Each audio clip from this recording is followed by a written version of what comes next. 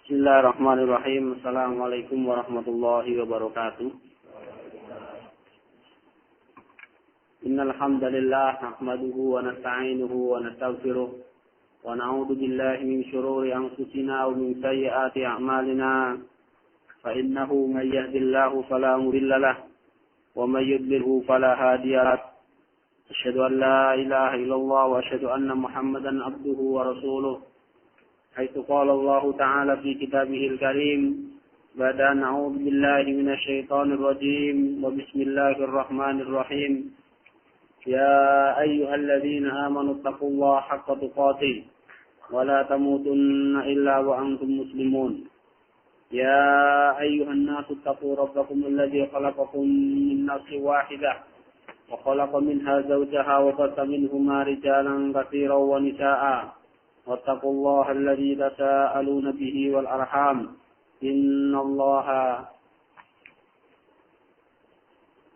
واتقوا الله الذي تساءلون به والأرحام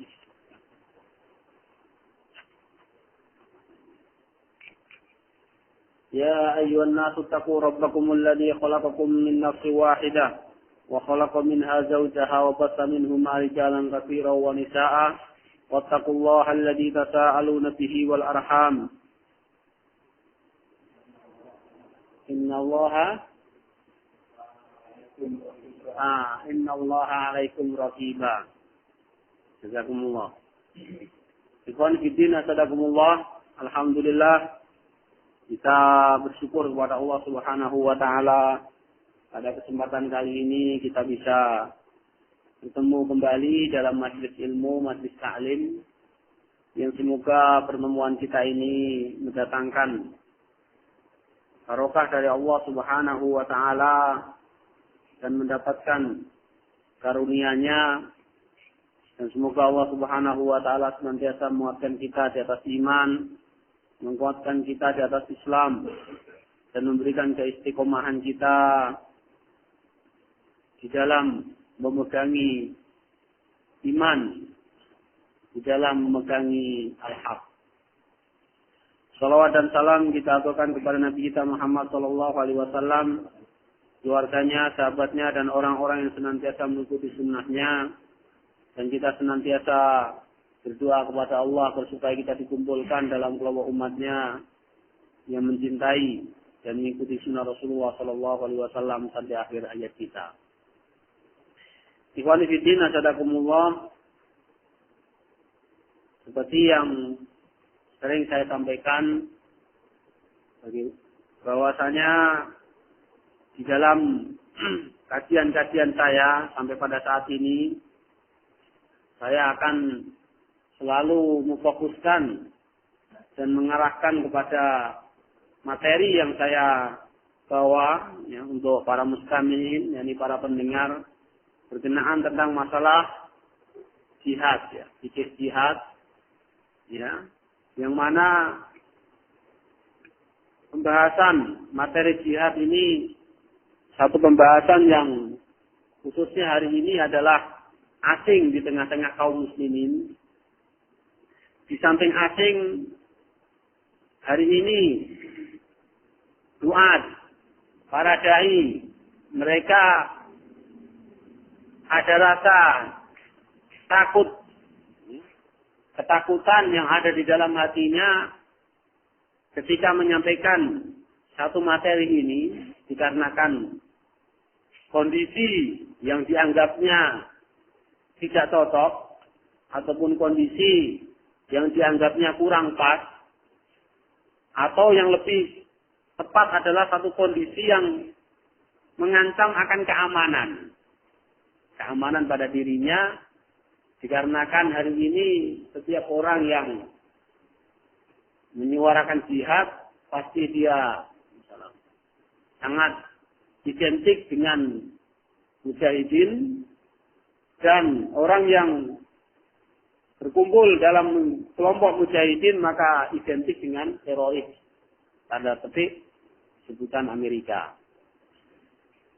Oleh karena itu, di samping resiko-resiko yang lainnya, yang mana ya kafir Amerika khususnya, ya Fir'aun hari ini, ya Gus-Guslah, ya melalui corong-corongnya, ya, mereka membuat satu statement yang itu bisa mengirhab ataupun menakut-nakuti kaum muslimin pada umumnya, secara khusus adalah para duat. Sehingga mereka, ya, di dalam hatinya, ya, dengan statement ini, masuklah di dalam hati para duat ini adalah al-wahn. Wahn itu adalah penyakit hati, yaitu hubbud dunya wa karahiyatul maut, cinta dunia dan takut mati. Ya. Takut mati ini bukan berarti kita terus mati enggak, akan tapi jalan-jalan yang membawa kepada kematian ataupun kesakitan yang menuju sampai kepada kematian. Nah, itu mungkin dikejar-kejar musuh atau mungkin dipenjara oleh musuh, ya, atau mungkin dia dibunuh oleh musuh, sehingga mereka merasakan satu ketakutan. Sehingga ikhwan fillah azzakumullah, justru dalam kondisi yang seperti ini, ya, hendaknya para duat, para dai memahamkan kepada kaum muslimin akan pertama adalah fahmul jihad, sibul jihad, pemahaman jihad yang benar. Dikarenakan apa, ikhwan fillah azzakumullah, jihad ini adalah sebagai tonggak, ya, dan sebagai perisai benteng di dalam Islam, apalagi bagi orang-orang yang lemah. Kalau kita melihat sekarang ini kondisi kaum muslimin itu mentalnya itu sudah bukan tengah ke atas, akan tapi justru tengah ke bawah ataupun di bawah rata-rata, dalam artian karena ketakutan. Nah, untuk membangkitkan dan rasa takut inilah yang menjadikan musibah yang paling besar di tengah-tengah di kaum muslimin, sehingga musuh ini bisa menginjak-injak kita. Maka benar, ya, sabda Rasul dan firman Allah Subhanahu wa taala, yang mana ketika jihad itu hilang, roh jihad ini hilang di tengah-tengah kaum muslimin, maka Allah itu akan mencabut rasa takut yang ada di dalam hati musuh-musuh. Ya, jadi mereka justru semakin berani dan semakin beringat kepada kaum muslimin, sementara kaum muslimin dicabut di dalam hatinya ini rasa beraninya dengan adanya wahn. Ya, hatta musuh itu sudah ada di depan matanya, hatta musuh itu sudah menyakiti dia. Maka ada satu kisah yang ini mestinya dijadikan satu pelajaran. Tapi justru satu pelajaran ini malah jadi gojekan. Di tengah-tengah kaum muslimin ataupun para ikhwan, para duat, haroki yang mereka memahami akan Islam. Jadi ceritanya itu,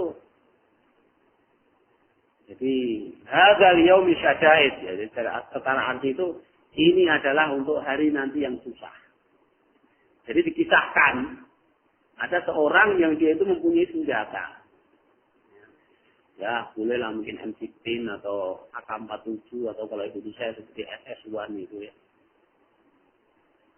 Ketika pencuri itu datang ke rumahnya, perampok itu datang ke rumahnya mengambil harta yang ada di dalam rumahnya, dia biarkan pencuri itu dan sambil dia memegangi senjatanya, dia mengatakan hadzal yaumi syada'id. Oh, bukan sekarang saya gunakan. Ini saya gunakan nanti kalau sudah dalam kondisi kritis. Ya kan? Karena maling ini merasa naik daun, wah, apa-apa nih.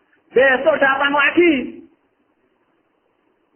Karena harta yang di dalam rumahnya sudah habis ludes, akhirnya istrinya diperkosa di depan mata dia. Dia tetap mengatakan, sambil memegang senjatanya dia mengatakan, hadzal yaumi syada'id. Ini saya gunakan untuk nanti saat-saat yang kritis. Ya kan? Besok lagi bajingan ini datang. membunuh istrinya, membunuh anaknya.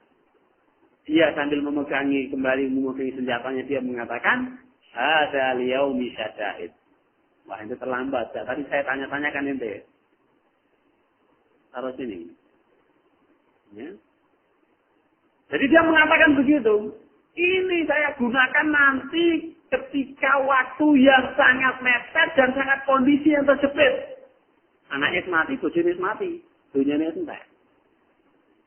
Sampai yang terakhir kali musuh datang lagi, penjahat itu datang lagi, perampok itu datang lagi, dia diambil, dipegang, kemudian dia dibunuh. Sampai ketika dia mau mati, dia tetap mengatakan sambil membawa senjatanya, "Hadzal yaumi syada'id." Ini untuk hari nanti yang sangat kritis. Sampai dia mati. Kondisi kaum muslimin yang ada sekarang ini, kondisi dan sedekah nggak jauh daripada ini. Ini bukan anekdot, akan tapi ini adalah satu kisah cerita, yang saya tidak tahu kebenarannya, tapi ini pernah cerita ini diangkat oleh para ustaz-ustaz yang pernah bercerita. Tapi minimal ini sebagai pelajaran bagi kita semuanya.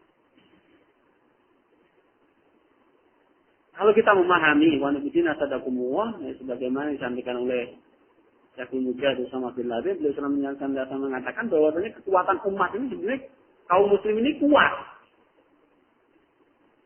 Kan tapi tercerai-berai di sana sini. Yang itu tidak digunakan sehingga apa? Ya begitu Allah. Yang diperangi kan lagi wong Irak, orang Indonesia. Iya toh? Yang diperangi kan baru Afghanistan, belum Indonesia. Ntar kalau sudah masuk Indonesia, baru sampai Ambon, belum sampai Jawa. Ya kan? Allah maju ke sini sedikit, baru sampai Sulawesi, belum sampai Jawa. Ya kan? Atau mungkin sampai Jawa, ngadek teko ini gitu. Semarang urung ke Solo. Ya kan? Tapi bahasanya kelebu orang itu lagi ke Solo 3, ini siapa? Atap sudah sampai Solo, wong untuk peringosan. Iya toh. Belum sampai tuh. Nanti kalau saya sebut daerah lain, kebetulan ada seorang hewan atau ustaz, nanti pikirannya saya sentimen, peringosan ya. Oke, enak. Ya. Wong turun lebu masjid iki loh. Sampai akhirnya sudah habis. Ini adalah dikarenakan para duat seperti yang yang disampaikan oleh Syekh Islam Syekh Usama, ini adalah salah satu penyebab kekalahan orang-orang Islam, ya, sehingga musuh ini bisa mengalahkan orang Islam itu karena salah satunya adalah adanya ulama usul.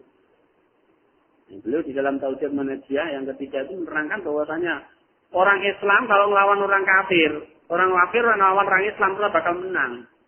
Mereka bisa menang karena lantaran ada beberapa faktor. Yang pertama karena adanya hukumah al-murtadah. Ini pemerintah murtad. Pemerintah yang menggunakan hukum selain hukum Allah. Mereka mesti akan mendukung orang Yahudi dan Nasrani, orang kafir, musuh-musuh Islam. Seperti sekarang ini.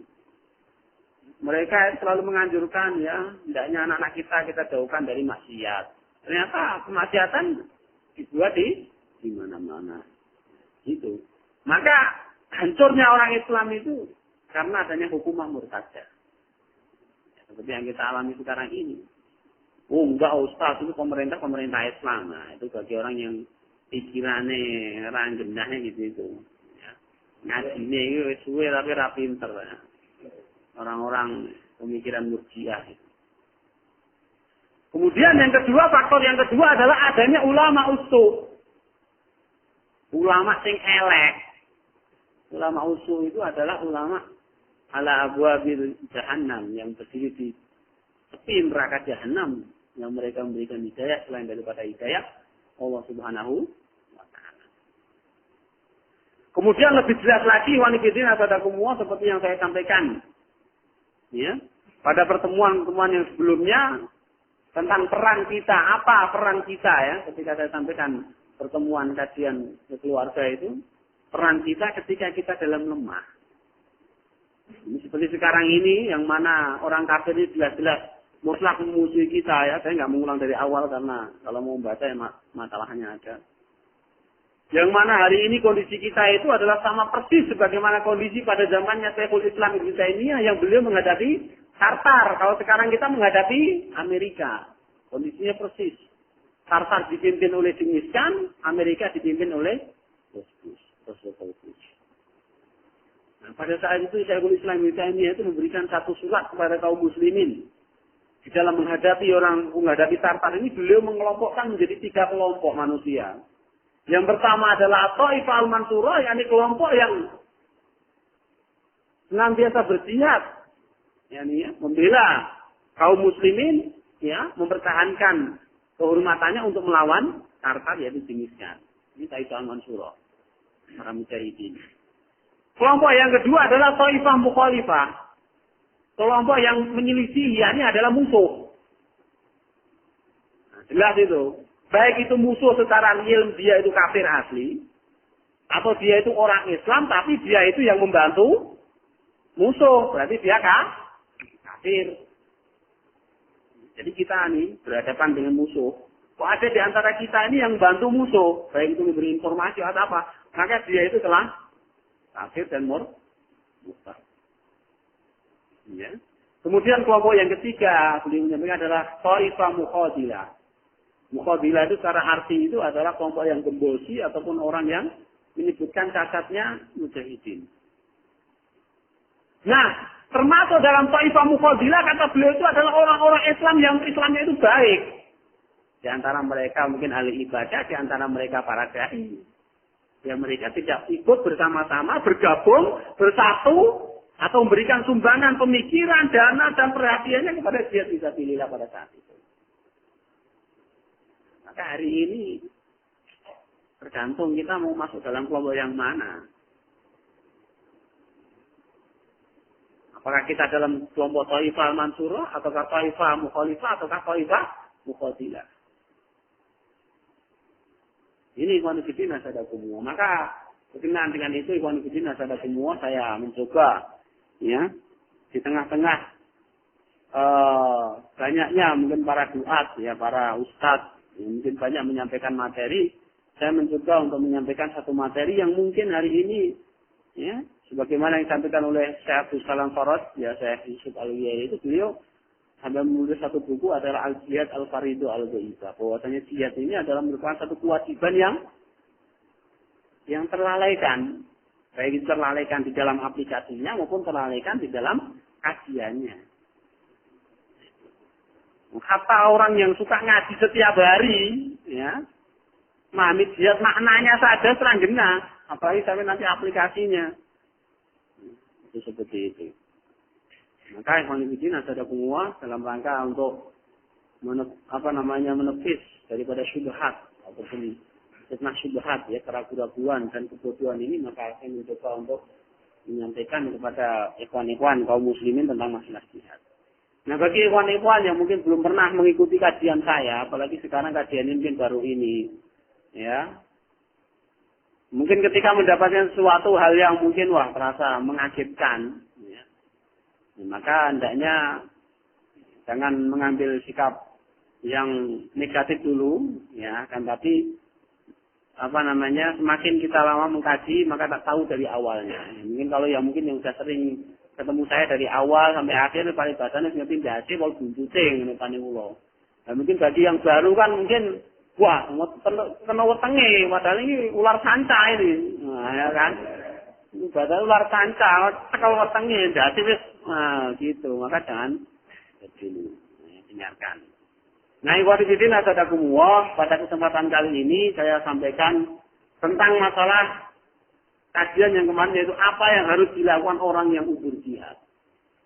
Sekali lagi saya sampaikan, semua yang ada di sini nggak ada yang udur, termasuk saya. Karena kemarin ayatnya udah jelas ya, orang-orang yang udur itu salah satunya orang-orang yang buta, orang-orang yang pincang, orang-orang yang sakit. Nah, kita ini semua sehat semua, pemuaya kecuali Tri ya, cilik loro. Nah, ya toh. Masih kuat semua. Yang jelas tidak ada uzur.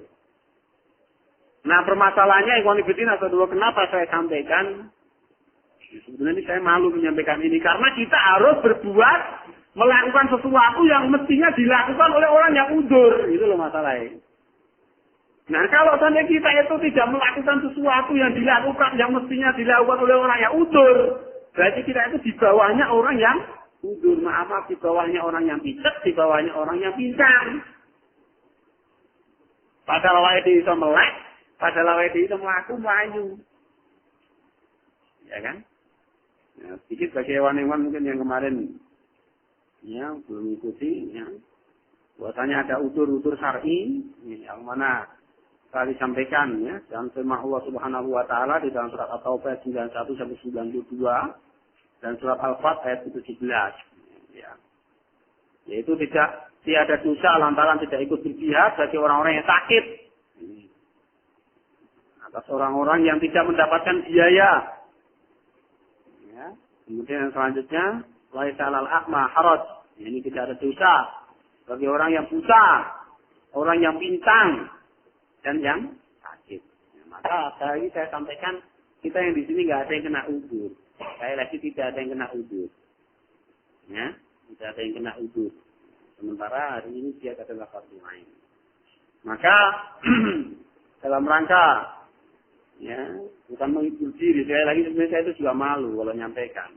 Tapi kalau nggak kita sampaikan ya, lebih tambah malu lagi ya kan. Nah, pada kesempatan kali ini kita masuk dalam kajian yang kedua, yaitu hal-hal yang harus dilakukan oleh orang yang uzur. Apa sih yang harus mereka lakukan? Ikhwan fillah nasadakumullah.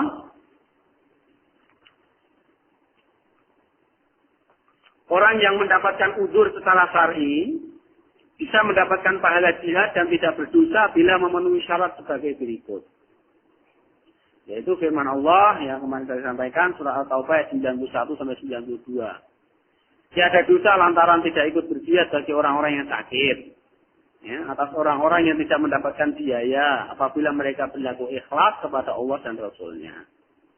Dan tidak ada jalan sedikit pun untuk menyalahkan orang-orang yang baik. Allah Maha Pengampun lagi Maha Penyayang.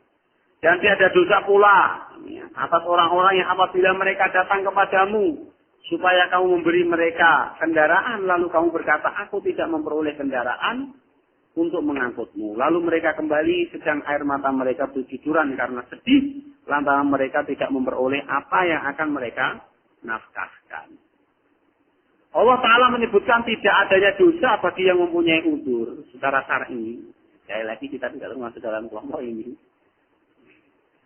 Nah ini aja Bu, mereka itu tidak berdosa.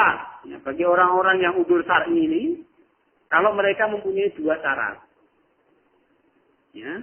Yang pertama adalah an-nushu lil muslimin, setia kepada umat Islam. Ya, ini dalam firman Allah tadi surat At-Taubah ayat 91, yaitu idza nasahu lillahi wa rasulih. Ya, ini apabila mereka ini berlaku ya, menasihati ya.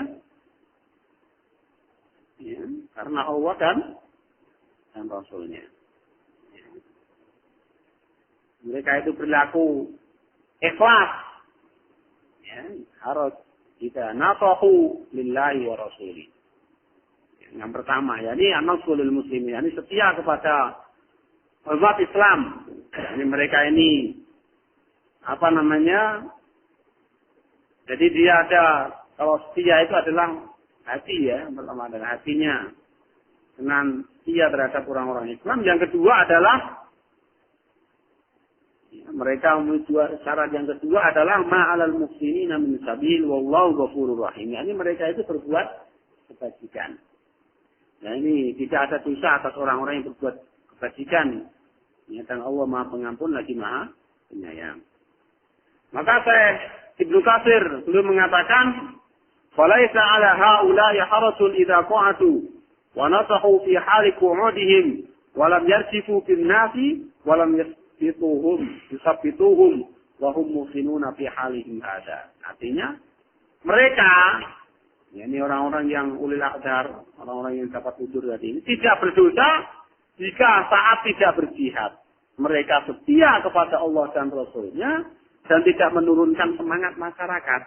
Ini walam, ya, dasarannya itu adalah walam yarjifu, murjif atau muqatilnya misalnya murjif ini wong sing senengane nglemahke semangat. Ya, ngomongin semangat. Wah, wis ngono iku istijal. Ngono iku apa jenenge? Kesusu. Wong sing kaya ngono iku kesusu. Atau wong sing kaya ngono iku nekat. Lah wong ngono iku isone ngising tok ora iso nyiwok, sing nyiwoki awake dhewe. Ari bahasane mereka yang berbuat, kita yang terkena imbasnya. Dan lain sebagainya, bahkan ya di dalam saat-saat yang bahkan secara langsung akan mengatakan perkataan-perkataan yang melemahkan.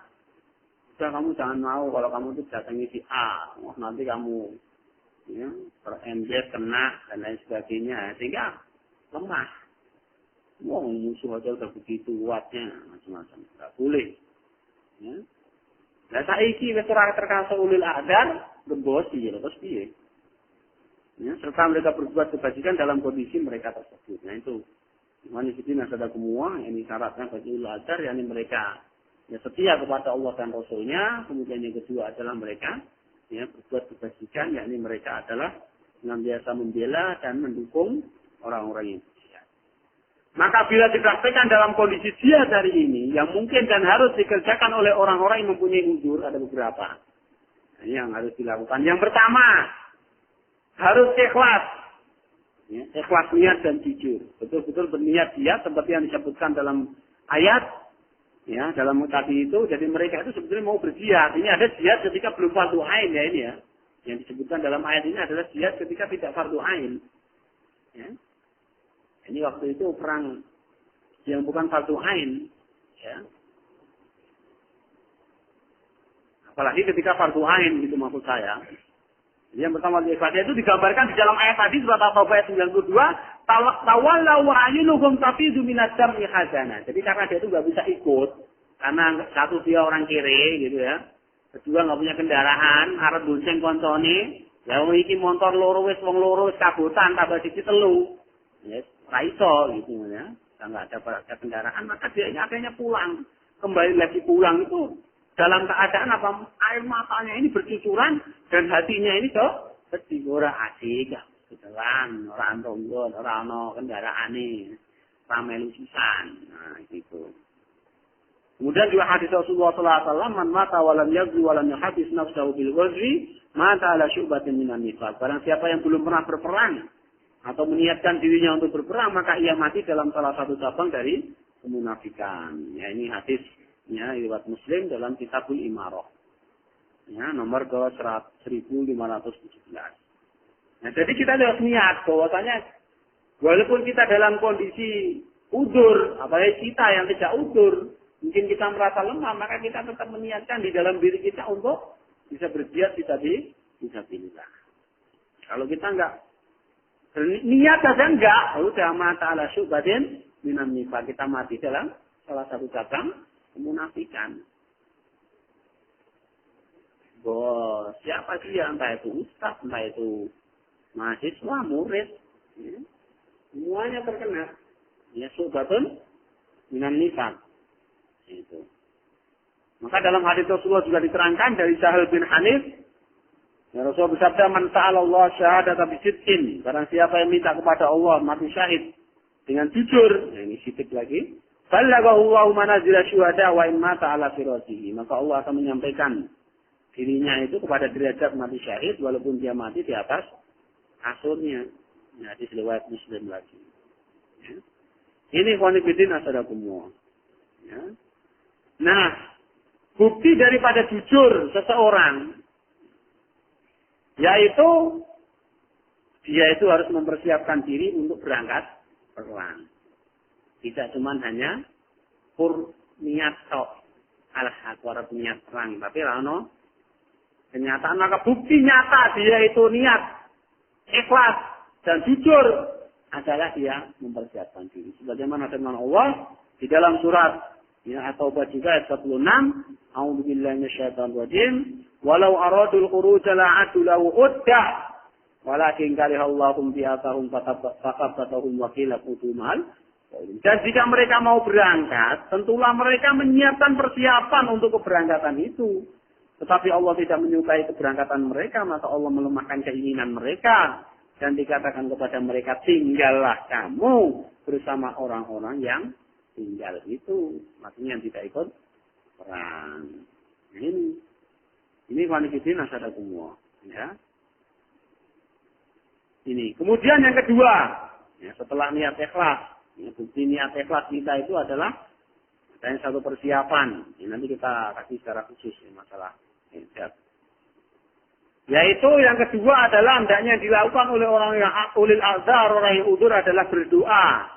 Yaitu orang yang mempunyai udzur harus senantiasa mendoakan para mujahidin.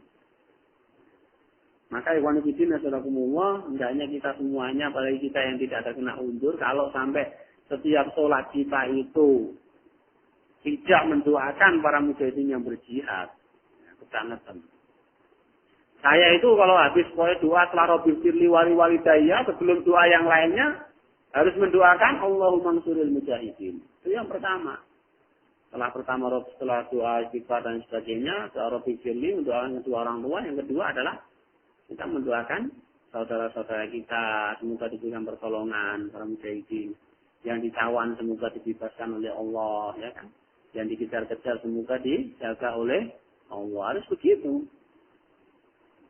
Secara umum ya punya pertolongan kepada mujahidin. Ya, memudahkan urusannya. Bagi mereka yang sedang berjihad diberikan kemenangan, pertolongan.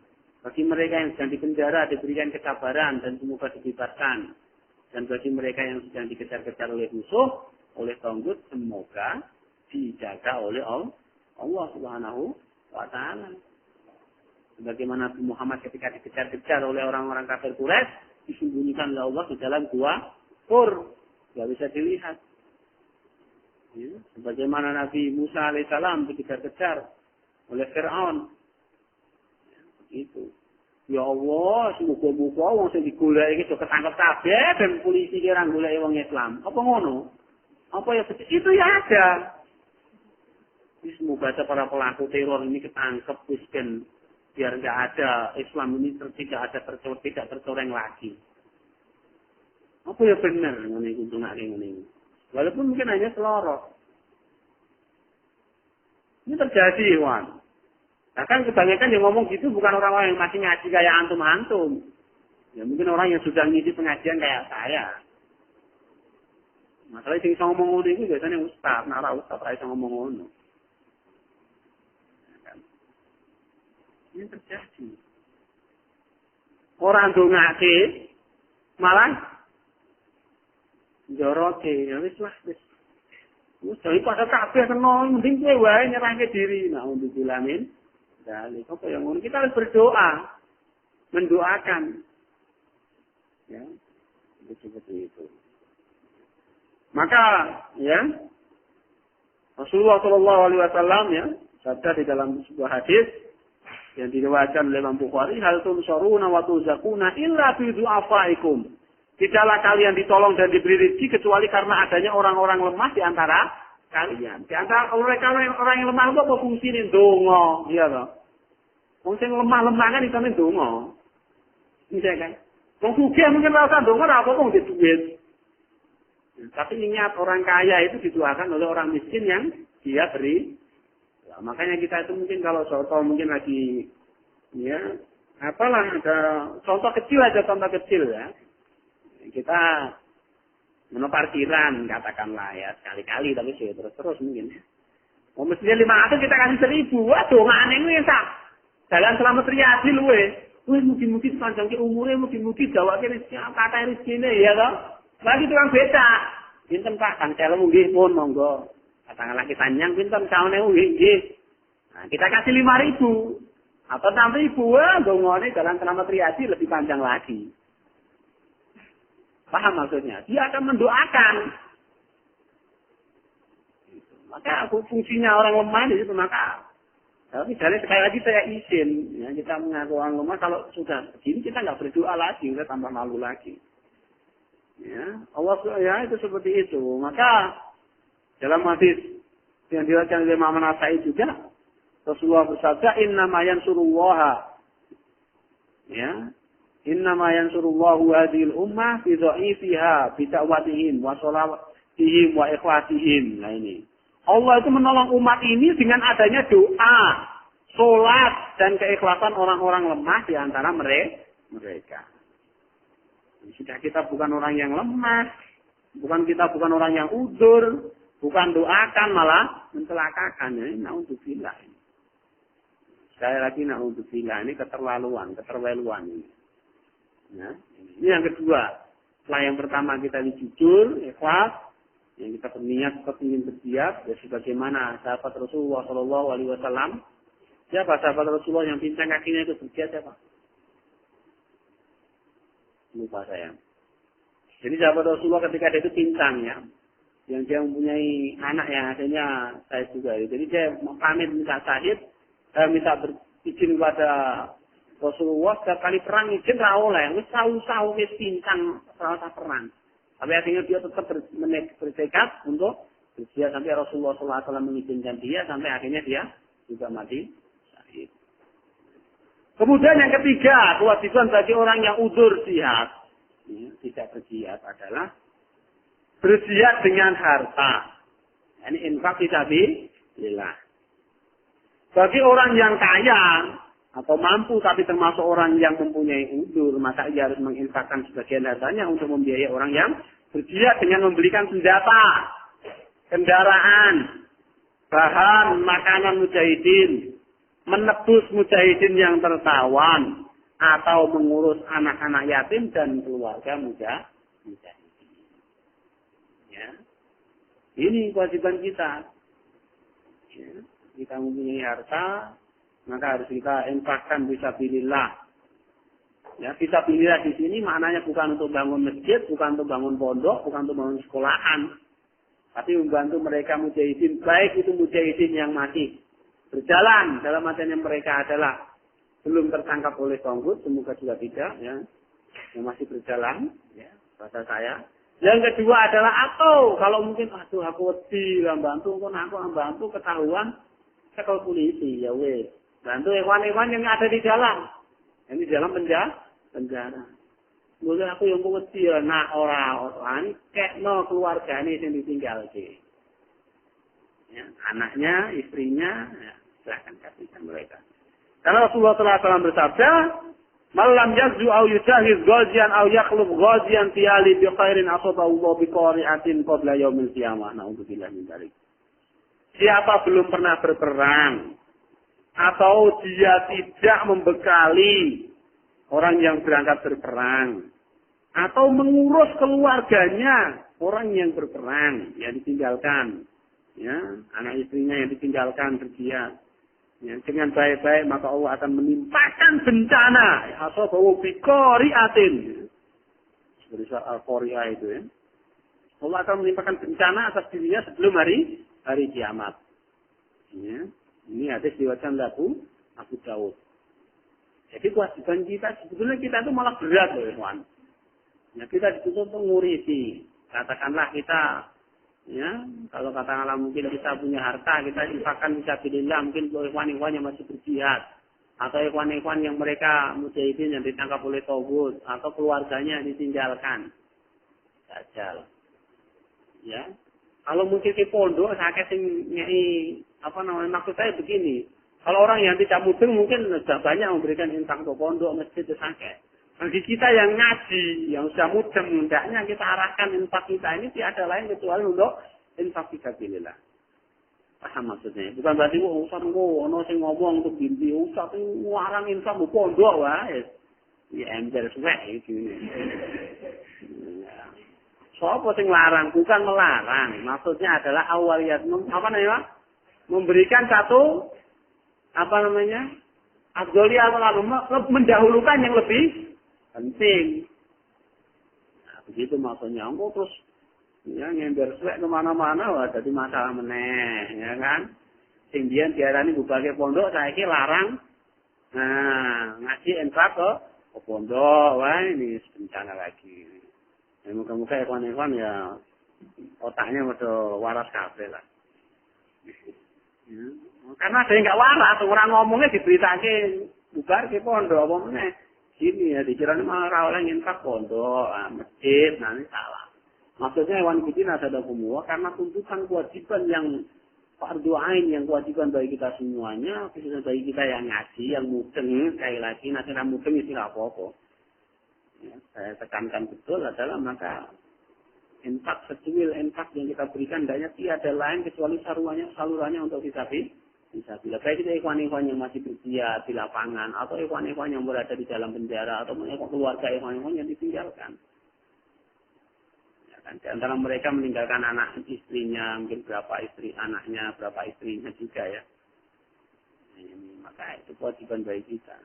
Kalau lebih kita utamakan lagi adalah mungkin ikhwan-ikhwan yang masih berjalan dan berjihad fisabilillah. Kalau keluarganya mungkin masih ada istrinya yang masih bisa mempunyai sedikit sampingan pekerjaan. Nah, tapi kita tidak boleh lepas daripada itu. Ya. Kalau enggak, Allah akan melimpahkan kepada kita bencana yang sangat besar. Maka siapa yang mempunyai usul syar'i dan ia telah melakukan hal ini, maka insya Allah pahala berjihad akan ia dapatkan. Sebagaimana kata Rasulullah SAW, "Man jahada ghaziyan fi sabilillah faqad ghaza, wa man khalafa ghaziyan fi ahlihi bi khairin faqad ghaza." Barang siapa menyiapkan bekal orang yang berangkat berperang di jalan Allah berarti dia telah berperang. Dan barang siapa mengurus dengan baik keluarga orang yang berangkat perang di jalan Allah berarti juga telah berperang. Ini hadis diriwayatkan oleh Muttafaq alaih. Terus tapi yang salahnya kita jangan terus mengambil posisi. Ya wis nang ngono aku infak wae, serasa perang. Nah, ini salah. Sekali lagi ini bagi ulil azhar. Ya. Atau kalau dalam kondisi seperti ini adalah ketika tidak jihad itu fardu ain. Nang saiki ya wis sehat ya wis kuat. Wis mah aku ngene duit wae. Aku ora ana perang. Wah ini salah lagi. Dicemani piro wis sing sakit siji wae aku ora. Nang yen tapi sabilillah ya mending-mending, tapi nek terus ora ae lho wajan. Nemen ya toh. Ini keleleran golek mangan susah, golek kos-kosan susah. Ini enak-enak. Nah, ini sing rekoso payah. Enggak boleh ya. Lu ngaku wis anu infak kok. Ini wanita ada kumua. Ya Allah menempatkan orang-orang infak seperti ini. Memang susah ya. Kita seperti Abu Bakar memang susah. Abu Bakar itu ketika Jaisul Usra ya nih. Jaisul Usra ini perangan yang sangat sulit ya. Dari Rasulullah SAW itu ya. Rasulullah mengatakan barang siapa yang menginfakkan kepada Jaisul Usra ya tentara yang pada saat itu dalam kondisi sulit, maka dia ini masuk surga. Lalu Abu Bakar ini menginfakkan semua hartanya, tidak cuma separuh, semua.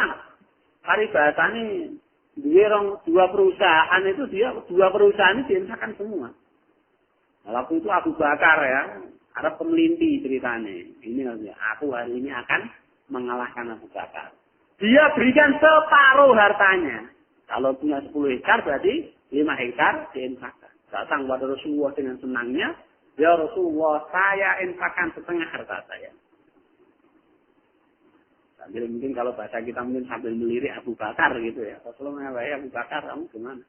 Saya infakkan seluruh harta saya, ya Rasul. Jepak. Umar kata, wah, aku nggak akan bisa mengalahkan Abu Bakar, kata Umar.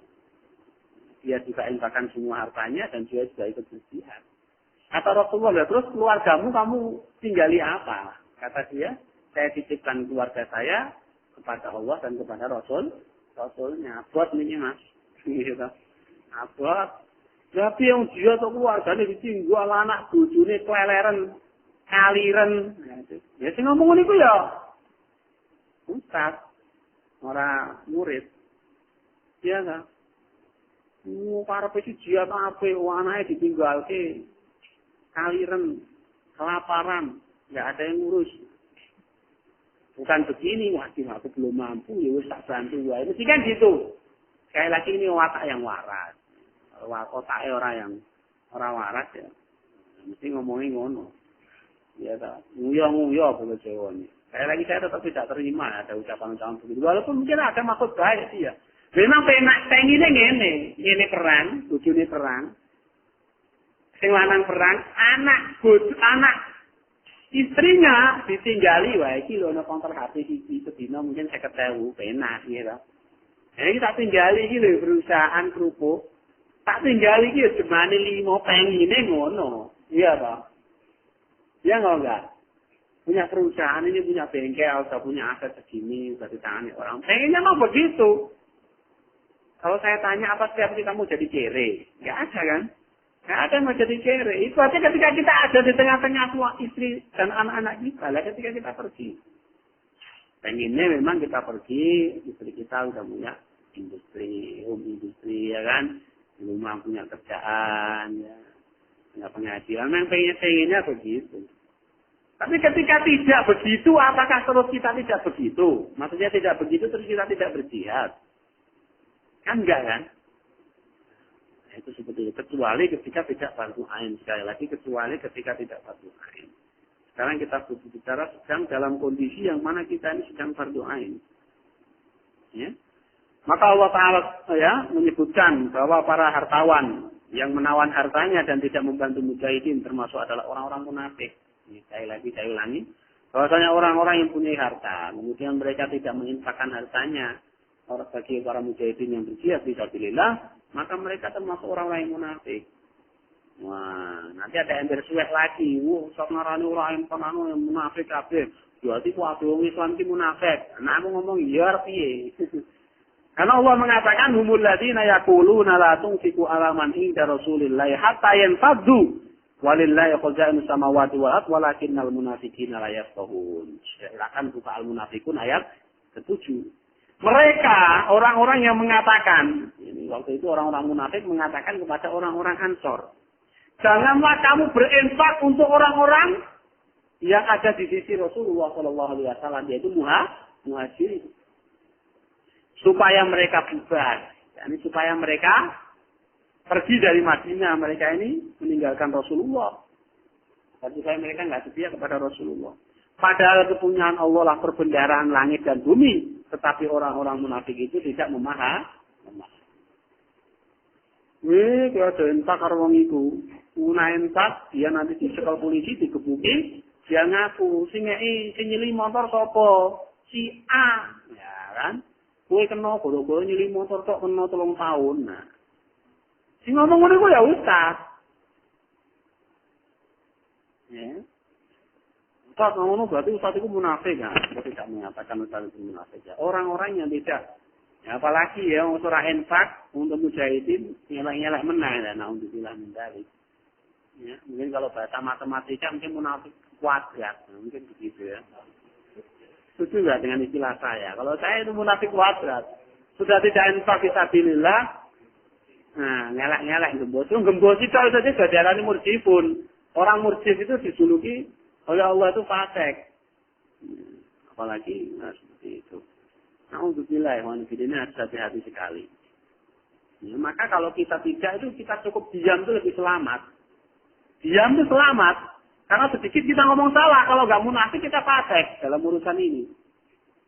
Ya kan latung siku alaman inda Rasulullah ada satu. Saya rasa infak kalau bersama dengan Rasulullah.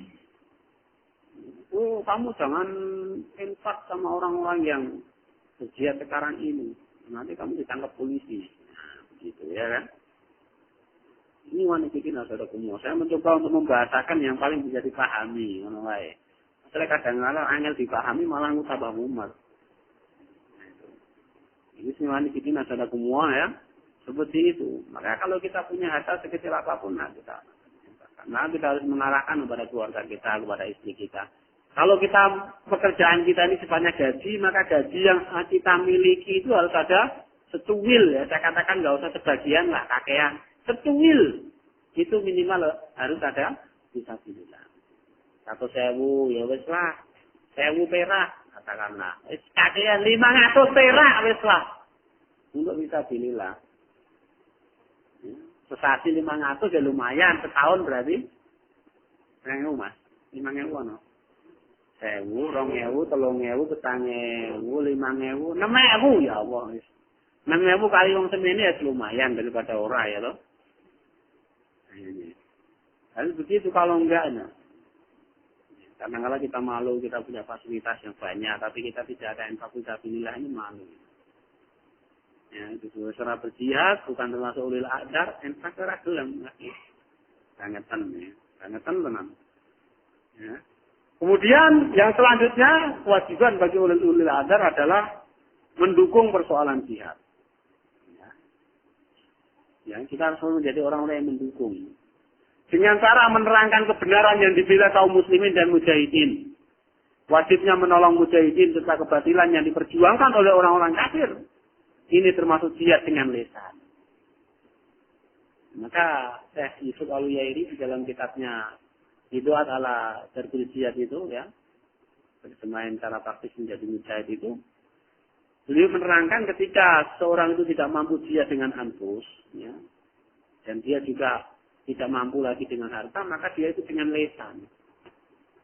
Dengan lesan caranya bagaimana? Yaitu yang pertama memberikan dukungan kepada para mujahidin, menerangkan tentang masalah jihad fisabilillah dan menerangkan tentang kebejatan musuh-musuh. Bagi mereka yang mereka itu ahli dalam masalah dunia informatika, maka mereka menyebarkan melalui informasinya ini adalah yang itu adalah menguntungkan mujahidin serta melemahkan musuh-musuh. Ya mereka terjun di dalam masalah majalah, di dalam masalah buletin, di dalam masalah apa saja. Tidak lebih misinya itu kecuali itu. Sekali lagi saya mengatakan saya bukan berarti menempatkan posisi saya. Aku singkur nerang ketok. Tidak, sekali lagi tidak. Ya. Ini kebetulan saja saya masih bisa ngomong, saya ngomong. Kalau mangsanya aku rasa ngomong, ya orang ngomong maksudnya. Karena Rasulullah SAW bersabda, diriwayatkan oleh Abu Dawud, Jahidul musyrikin bi amwalikum wa anfusikum wa alsinatikum. Perangilah, berjihadlah kalian melawan orang-orang musyrik dengan harta, dengan nyawa, jiwa, dan dengan lesan. Lawe jiwa wes ora, harta wes ora, lesan malah ngelek-ngelek lagi. Kita harus itu kewajiban kita lesan. Kita mampu ceramah, kita sampaikan dalam ceramah. Kita nggak mampu dengan lesan, kita tulis dalam tulisan kita. Apalagi sekarang bisa melalui mungkin apa? Tidak mesti harus pakai nama kita. Nama alias, nama siapa, kayak yang penting itu adalah menyeru. Ya, katakanlah kita mempunyai informasi tentang kebejatan orang-orang kafir, kita tulis. Kita sampaikan kepada umat. Kalau kita nggak mau, kita terangkan kenapa sih kok terjadinya dia, terjadinya bom, terjadinya apa. Ya. Memang di sana katakanlah ada orang yang mungkin mengikuti ada korban dari orang Islam. Ya, memang itu benar. Tapi kita harus menerangkan kepada mereka apa itu permasalahannya. Maka ada satu buku yang sangat bagus sekali ya, Menabur Jihad Menuai Teror. Nah, ini satu buku yang cukup tebal dan sangat bagus sekali, yang ini mengatakan satu pembelaan terhadap bom Bali, bom Mario, bom Kuningan dan lain sebagainya. Ini terus secara ilmiah. Walaupun saat sekarang ini ada jongos-jongos tonggut seperti Ali Imran, Mubarak, ya, dan teman-temannya, ya, tak sengaja saya sebutkan. Dan jadi pemahaman bagi kawan-kawan semua yang mereka secara nyata-nyata membuat satu pernyataan bahwa mereka membantu polisi. Silakan antum baca dalam Tempo, ya, tanggal 12 sampai tanggal 18. Kemarin saya itu dengarnya ketika tanggal 18, saya cari tadi pagi itu sampai 10 hari sampai dalam media ya. Jam 8 kurang buka dalam media. Akhirnya jebule ketemu ning ngarep soto gading jajal. Padahal teko gading goleke muter-muter jebule ketemune ning ngarep soto gading jajal. Cari di dari enggak ada dari ujung ke ujung. Dari tempat-tempat koran yang besar-besar yang enggak ada dibeli malah ning ngarep soto gading mulai.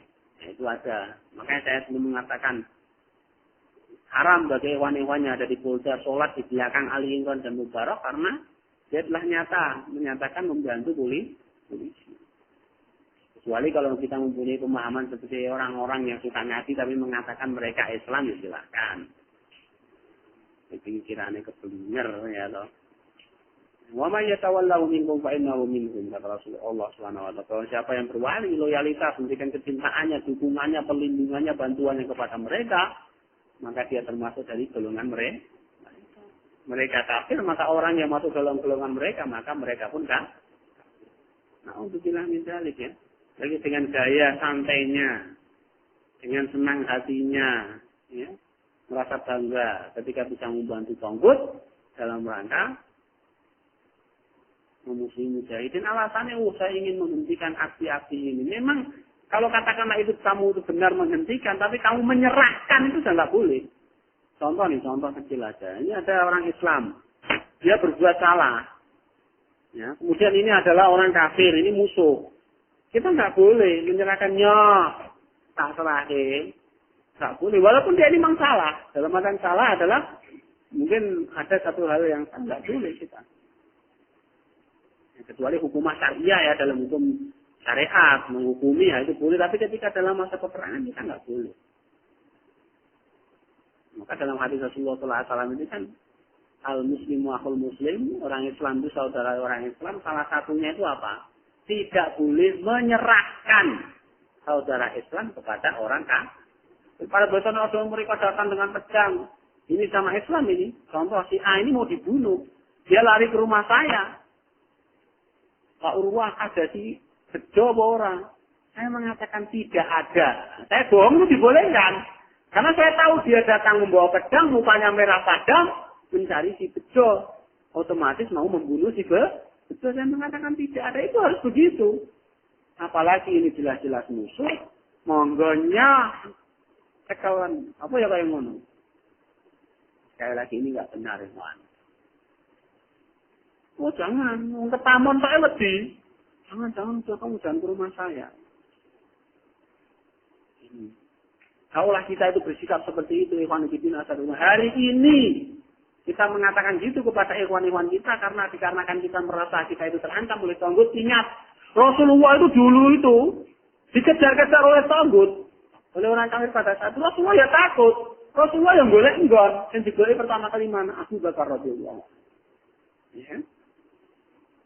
Aja nyimpen Muhammad kok nyimpen Muhammad ketahuan Abu Lahab, ketahuan Abu Jahal, dicekal, dikepuki, dipateni. Kita sekarang bahasa yang logis gitu aja lah. Nggak usah terlalu ilmiah. Paham maksudnya bahasa saya? Sekarang kalau kamu itu menyembunyikan orang-orang yang pelaku-pelaku itu, kamu akan ditangkap polisi. Nanti dakwah kita terhalang. Ini dalam urusan masalah ini. Kalau kita mengingat dulu zaman Rasulullah SAW, ya, kasusnya sama, intinya kasusnya sama, dikejar-kejar oleh musuh. Kasusnya satu masalah, ini sama dikejar. Saya ulangi lagi, sama dikejar-kejar oleh musuh. Yang resikonya lebih besar daripada sekarang loh. Kalau sekarang kita cekel polisi, iso dikasih HP, yang jero penjara piye. Zaman Rasulullah nggak ada orang dikasih HP ya kan, pasti dibunuh. Itu pasti itu. Itu aja gimana para sahabat Rasulullah Abu Bakar radhiyallahu anhu yang membela. Seperti itulah sekarang. Ditamoni rawani. Ora ditamoni ora, bukan DPO aja nggak mau. Kalau di teroris dicari alirane. Ora gelem. Ngono iku ya ustaz, ora murid. Nek murid bisa ora ngerti. Jadi ya gelem-gelem wae. Jalaran ustaz ora gelem. Maka Rasulullah mengatakan salah satu yang menjadikan penyesat umat dan menjadikan orang kafir itu bisa mengalahkan orang itu ya gara-gara ustaz. Sekali lagi. Iya toh. Sekali lagi, tidak ada kompromi bagi orang-orang yang sentimen ataupun tidak setuju ataupun tidak mendukung terhadap urusan jihad. Tidak ada toleransi. Ya, kecuali mereka harus diam mulutnya 1000 kata tentang masalah ini. No comment. Itu lebih baik. Ya kan? Nah, apa saya belum berani. Saya lagi tidak berani. Ampun jangan ke rumah saya. Itu lebih baik. Itu ya kon gantung di sini cuma hanya 1 menit aja jangan ya. 1 menit yang ngombe glebek ya orang sempat minta sak gelas wis. 1 menit paribasane. Wong cukuke enggak godhog sik, ya toh. Godhog sik ya luwih. Nah, kecilan nyendale ke kan itu masalah semua. Emang ya, sekali lagi bukan berarti saya orang yang paling berani di antara antum sekalian tidak ya. Tapi kita berusaha ya mencoba saling menguatkan. Kalau kita tuh udah lemah, tak gembos, ditambah gembos. Paling bahasanya ban. Terus ketoblos titik. Jadi tambahi coblosan sing gede tambah bodos. Ya saiki bocornya iki lagi tipis. Ya, maka kita mencoba ya ditempel sithik. Ya, namanya tembelan kan tidak mesti kuat kan? Tinggu meneh. Ya agak adoh sithik, mbos tempel meneh, sek 2.500 ya kan. Memang apinya diganti ban anyar federal ya toh. Memang itu lebih baik. Lah ini belum bisa ganti anyar ya wis tempel ban pinggir jalan 2.500 ya kan. Dalam rangka untuk menghindari kegembosan-kegembosan yang telah ada. Ada lain tujuannya untuk itu, kan. Ya, kemudian yang selanjutnya, ya apa tadi itu mendukung ya. Ya. Yang selanjutnya adalah yang kelima adalah menghasung umat Islam untuk berjihad. Menghasung ini memprovokasi, memberikan satu motivasi kepada kaum muslimin untuk berjihad. Wah, ini nang ngono ngajak provokator ya, ora apa-apa. Karena Allah juga memerintahkan ya ayyuhan nabiyyu harridil mu'minina 'alal qital. Dalam surat Al-Anfal ayat 65. Para nabi, doronglah, kobarkanlah semangat orang-orang yang beriman untuk berperang. Kemudian juga firman Allah dalam surat An-Nisa ayat 84, faqatil fi sabilillahi la tukallafu illa nafsak wa harridil mu'minin. Maka berperanglah kamu di jalan Allah. Engkau tidak dibebani kecuali dengan kewajiban untuk dirimu saja. Selanjutnya apa? Dan kobarkanlah semangat orang-orang beriman untuk berjihad. Ini kewajiban kita. Ya, maka kalau kita belum mampu, merasa belum mampu, sekali lagi merasa belum mampu. Baik itu karena mungkin kita belum kuat meninggalkan anak istri kita, atau kita masih membayangkan takutnya menghadapi ujian yang akan kita hadapi. Maka kita itu harus mempunyai satu dorongan. Tahrid terus. Maka saya saja mengatakan kalau mereka mengatakan bahwasanya karena kami berjihad itu disebut irhabi karena teroris, maka saksikanlah kami ini adalah irhabi. Teroris yang benar. Menghasung kita harus. Sekali lagi saya tidak setuju dan tidak dibenarkan kalau itu gembosi, sekecil apapun. Ya ada yang ngomong.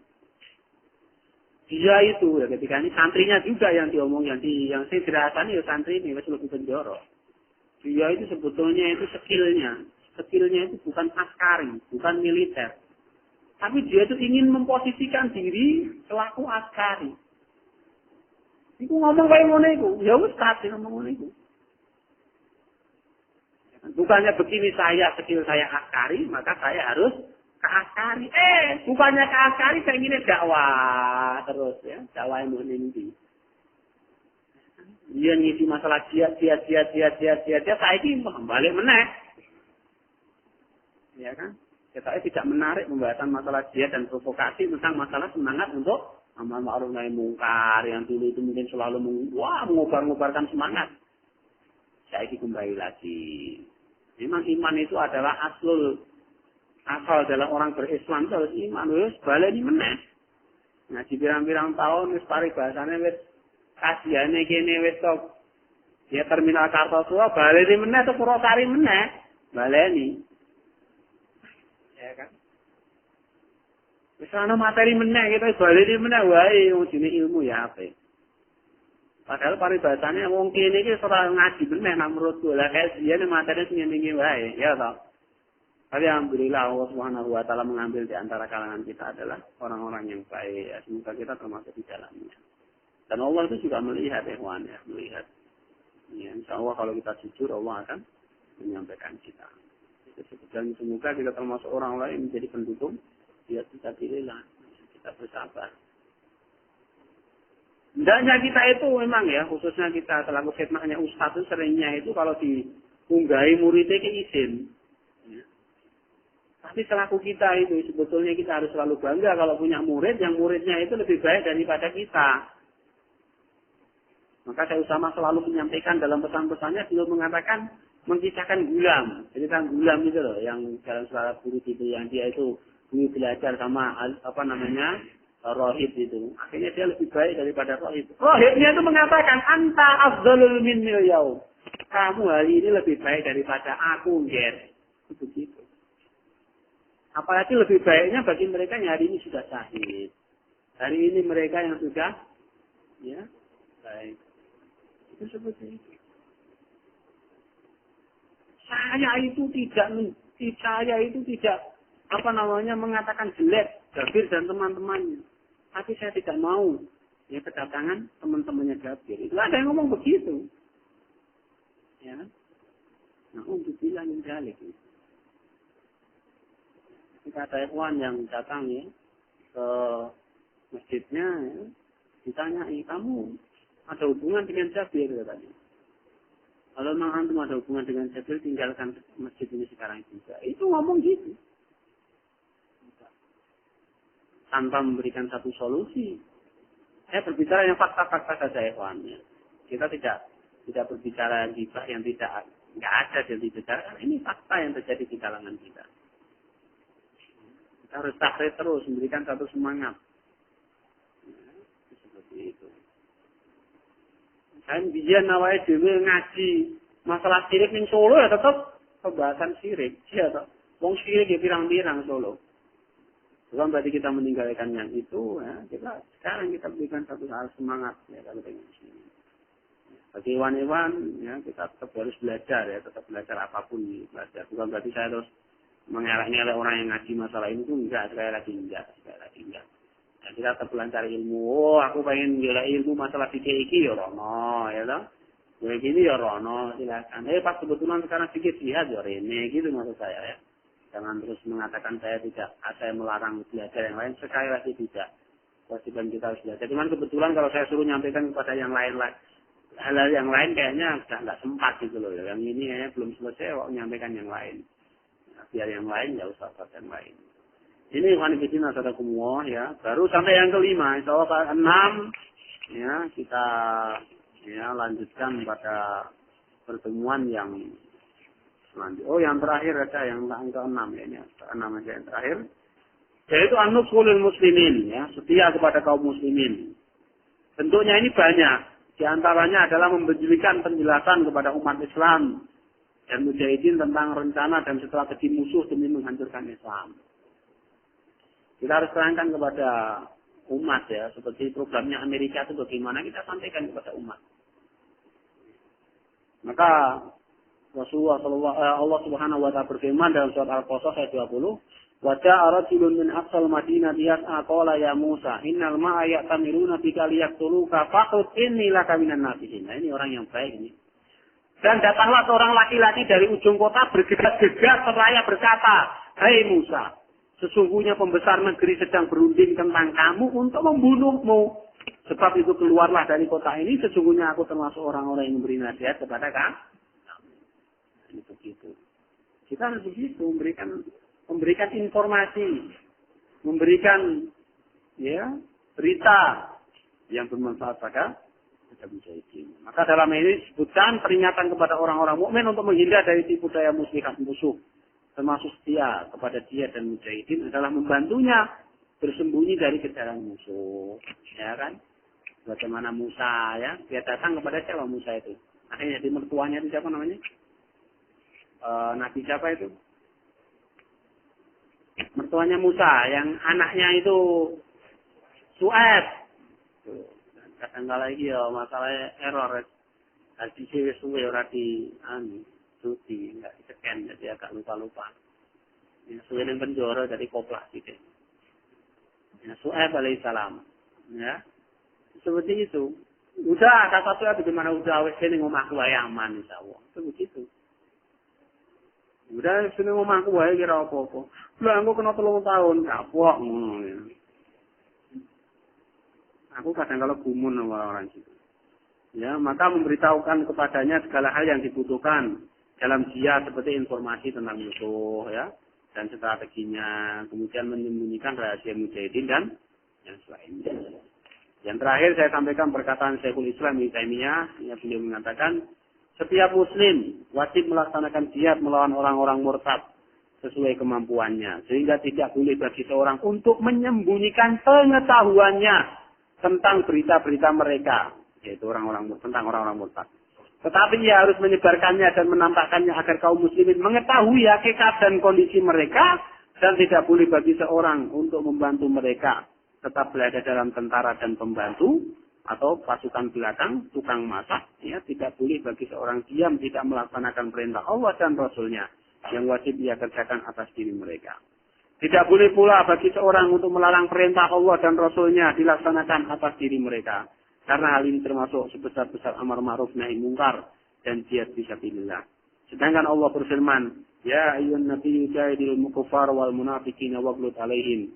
Hai Nabi, perangilah orang-orang kafir dan munafik dan berlaku keraslah kepada mereka. Surat At-Tahrim ayat 9. Nah, ini konstitusi nasional semua ya.